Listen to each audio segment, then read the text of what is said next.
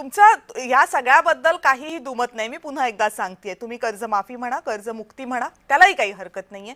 प्रश्न असा आहे की 15-16 तासांपेक्षा जास्त काळ, काही गाड्या तर 24-24 तास रस्त्यावर उभ्या राहिल्या. प्रचंड हाल झाले लोकांचे. वाहनांमधली इंधनं संपली, खायला प्यायला काही नव्हतं. ज्या गाड्या लांबच्या पल्ल्यांच्या होत्या, दुसऱ्या राज्यांमध्ये जाणारे ट्रक ड्रायव्हर्स होते, त्यांचे प्रचंड हाल झाले.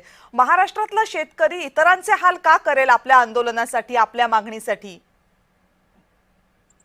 बरोबर आहे मॅडम. आज काही तासांसाठी ही व्यवस्था जर रखडली तर एवढा त्रास आपल्या जनतेला होतोय.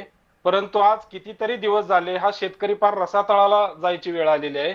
आज सोयाबीन, कापूस कुजायला लागलेला आहे, बटाटा नासायला लागलेला आहे, ऊसाचा भाव न ठरवता कारखानदार ऊस घेऊन जायला लागले, 2-2 वर्ष त्याचे पैसे मिळत नाहीत. आज दिवाळी शेतकरी का अंधारात घालवली दिवाळी शेतकऱ्यांची. मग या सगळ्या गोष्टी त्या सहकार मंत्र्यांना विचारा ना, बाबासाहेब पण देशमुखांना. त्याच्यासाठी लाजा वाटल्या मंत्र्यांना पाहिजे त्यांना. जबाबदार धरा, मंत्र्यांच्या घरासमोर करा. सर्वसामान्य नागरिक तर तुम्हाला हा त्रास देत नाहीयेत. ते त्या सर्वसामान्य नागरिक जे तिथे अडकले होते त्यातले पण अनेक शेतकरीच असतील. त्यांनी तर हा त्रास दिलेला नाहीये. त्यांना तर असं वाटत नाहीये ना की महाराष्ट्रातल्या शेतकऱ्याला कर्जमाफी मिळू नये. त्रास थोडी नेत्यांना झाला याचा, काही त्रास नेत्यांना होत नाही, तो सामान्य जनतेला होतोय. अगदी बरोबर आहे, पण ही उद्रेकाची पहिली पायरी आहे मॅडम. आजच पाहताय तुम्ही, 2 दिवसापूर्वी तहसीलदारांच्या, प्रशासकीय अधिकाऱ्यांच्या गाड्या फोडायला शेतकऱ्यांनी सुरुवात केली.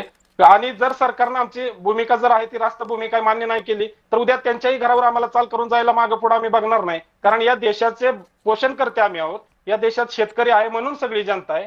सरकार शेतकऱ्यांसाठी आहे का नाही हा प्रश्न खरा तर आज आमच्यासारख्या तरुणांच्या मनामध्ये निर्माण होतोय. परंतु जोपर्यंत शेतकरी त्याचा संयमाचा अंत पाहू नये, हे मात्र या चॅनलच्या माध्यमातून महाराष्ट्रातील जनतेला एक विनंती मी करतो.